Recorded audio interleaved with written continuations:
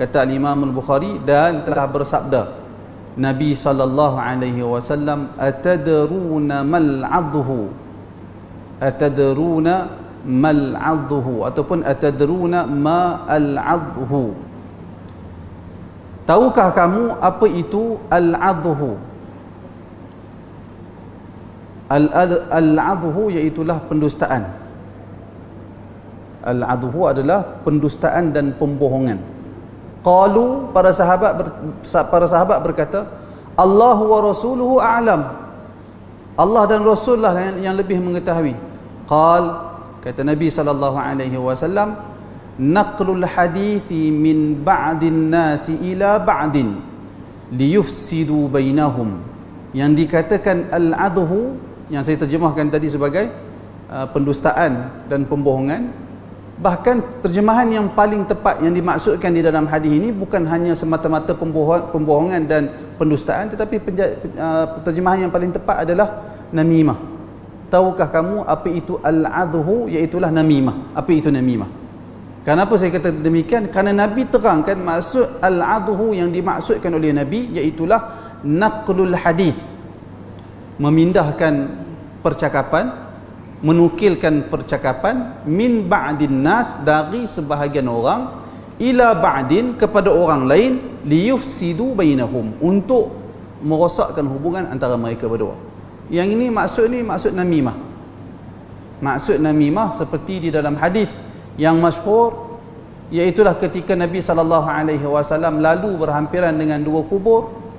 Nabi kata sesungguhnya kedua-dua penghuni kubur ini sedang diazab, dan Nabi bagi tahu, dan salah seorang yang diazab itu di dalam kubur disebabkan yamshi bin namimah, dia duk bawa namimah. Namimah ni dia bawa cakap seseorang, disampaikan kepada orang lain bagi tujuan melagakan mereka berdua, bagi tujuan mewujudkan permusuhan di antara mereka berdua, supaya mereka berdua berkelahi. Itu namimah. Itulah juga maksud al-adhu, dan kita kena ambil perhatian perkara ini, tuan-tuan. Al-adhu ataupun namimah merupakan sebab utama, ataupun kita boleh kata sebab popular orang Islam dikenakan azab kubur. Jadi jangan mainlah. Dua penghuni kubur yang Nabi pacakkan pelepah tamar itu, kedua-duanya kafir ke Muslim? Maka jawapan dia Muslim. Jawapannya Muslim. Kalau tidak, mustahil Nabi minta supaya diringankan azab ke atas mereka berdua. Dua-dua mereka adalah Muslim. Jadi ambil perhatian, tuan-tuan, jauhi namimah. Namimah boleh berlaku dari seseorang kepada seorang yang lain dalam bab keduniaan, boleh juga berlaku di dalam bab agama. Boleh juga berlaku dalam bab agama. Ambil perhatianlah, jangan buat satu perkara untuk melagakan dua orang. Liyufsidu bainahum. Kemudian hadis yang berikutnya,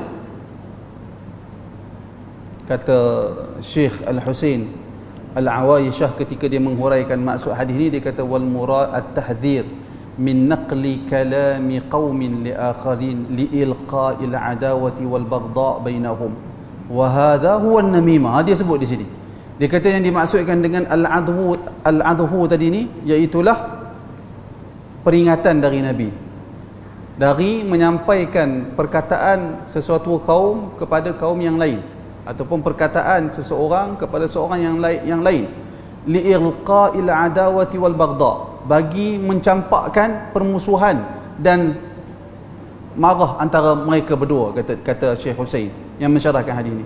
Kemudian dia kata huwa namimah allati hiya kama qala jam'un, itu perbuatan itu adalah namimah, perkara yang sama, seperti mana yang dikatakan oleh sekumpulan ulama, iaitulah naqlul hadis ala wajhil ifsad, kita menyampaikan, kita menukilkan perkataan seseorang bagi tujuan mendatangkan kerosakan. Wahwa minal kabair, kesalahan namimah termasuk di dalam kesalahan dosa besar. Kesalahan namimah termasuk di dalam kesalahan dosa besar, yang mana untuk bebas dari kesalahan ini, kita semua tahu syarat bertaubat ada 3. Jika tak berkait dengan jika tidak ada kaitan dengan hamba Allah. Kalau kita dengan Allah, syarat dia 3. Pertama, menyesal.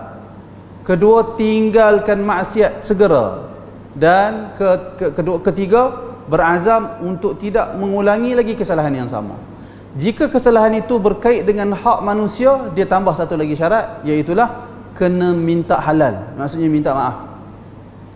Jadi tuan-tuan cuba bayangkan, kalau kita namimah dengan orang, kita nak kena cari dua orang tu untuk minta maaf, bukan kerja yang mudah.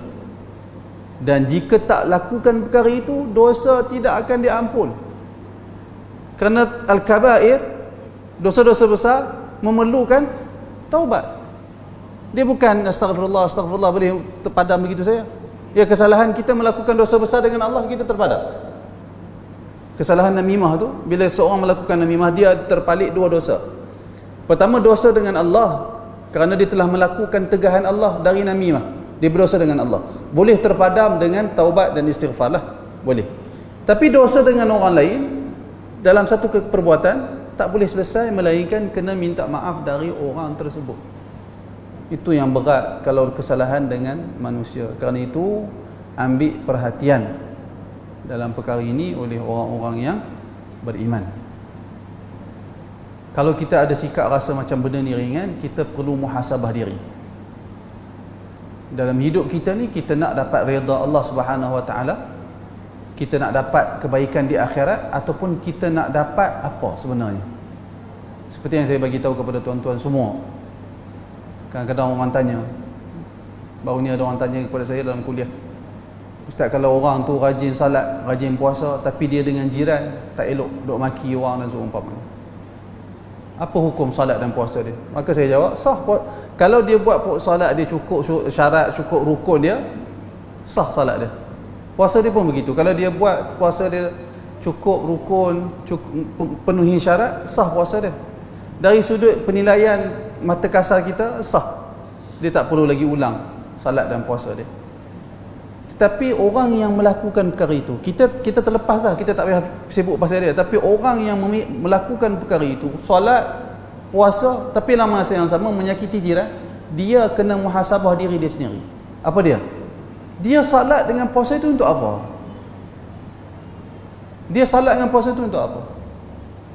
Dia kena muhasabah. Apakah dia itu, salat dan puasa itu hanya sekadar memenuhi jadual, rutin harian saja?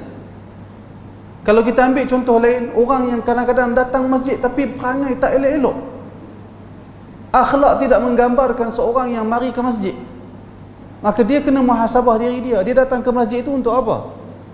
Kerana mengharapkan redha dan keampunan dari Allah, kasih sayang dari Allah, atau dia sekadar hanya datang memenuhi jadual saja? Alang-alang tak ada kerja apa dah Ustaz, main masjid pergi lah. Lepas tu mari masjid, dia buat kacau orang dalam masjid.